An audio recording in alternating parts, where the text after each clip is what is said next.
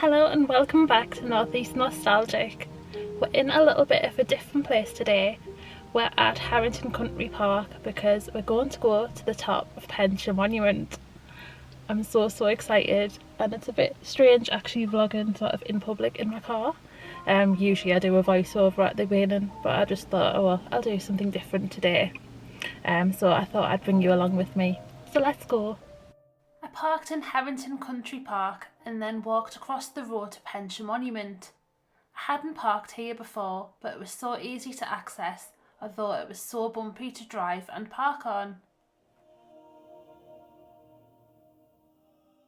I pre-booked my ticket on the National Trust website all the way back in June, having always wanted to see the top of one of the North East's most iconic landmarks. The cost of a ticket is £5 and allows for a half an hour slot to see the incredible views of this 70-foot high monument. Penshaw Monument looks so ancient, but it was actually only built in 1844 to 1845, built as the Earl of Durham's monument in the style of an ancient Greek temple. On the way up to the monument is Penshaw Tea Rooms, who I've heard do the most delicious cakes. Probably good sustenance after climbing up this hill, which is so much harder than it looks. In through the gate we go. Penshaw Monument is based on the Temple of Hephaestus in Athens, with 18 columns holding the structure, which has no roof.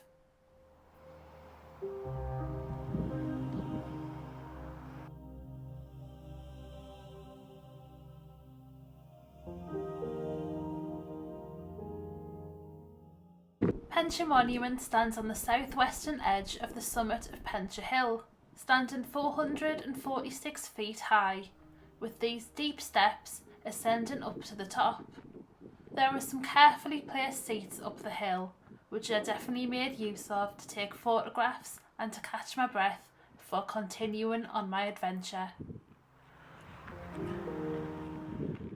I don't really come up here as often as I should, and I'm always surprised by the sheer scale of the monument and how different it looks from anything else in the northeast. When it was created, 19th century critics said that the monument lacked purpose and was poorly constructed with lack of roof and hollow columns. Once at the top, I scouted out the wooden stairs to ascend up on top of the monument itself. It feels like another world stepping onto the monument, with panoramic views on all sides.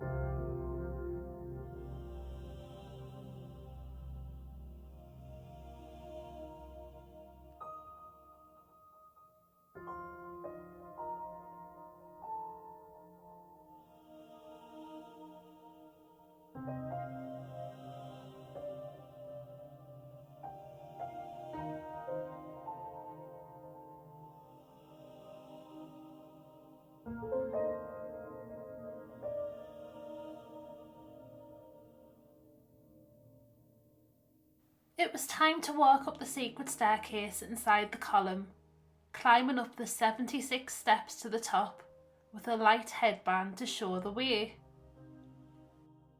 I love climbing up buildings and thought these stairs were quite manageable compared to when I climbed up Newcastle's Greys Monument, and with only 5 people for each half-hour slot, you don't feel rushed to power walk to the top. Did you know that it was once possible to pay a penny for the key to the staircase to the top of Penshaw Monument? But that ended after a fatal accident on Easter Monday 1926, when a 15-year-old apprentice mason from Fatfield fell to his death from the top, having tried to climb over the pediment in between the 2 walkways at the top. The door was locked from then on, with only tours with the National Trust being the way to see the top.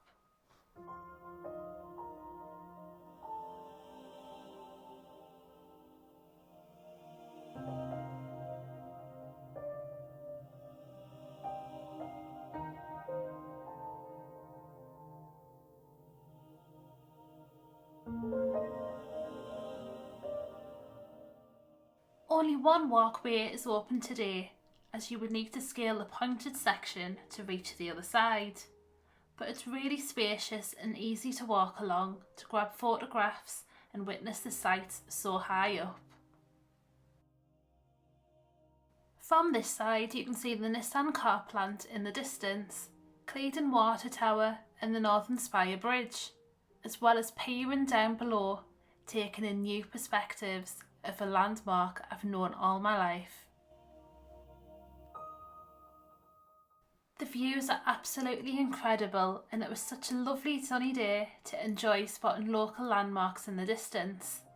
You can enjoy widespread views of County Durham, Northumberland, the Yorkshire Dales, Pennines and the coast. The friendly guides share facts and help to point out other landmarks in the distance, such as Chelsea Street Viaduct, Durham Cathedral, the Cheviot Hills, even to Tynemouth Priory.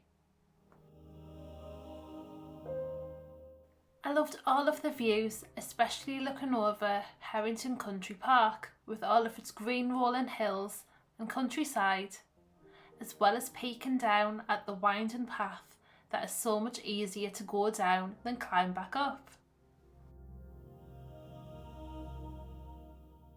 Here you can see the pointed pediment up close that the crazy people of the Victorian and Edwardian times would have walked up to get to the other side. I could have snapped away all day up here and was definitely the last one standing in my half-hour slot with the place to myself by the end.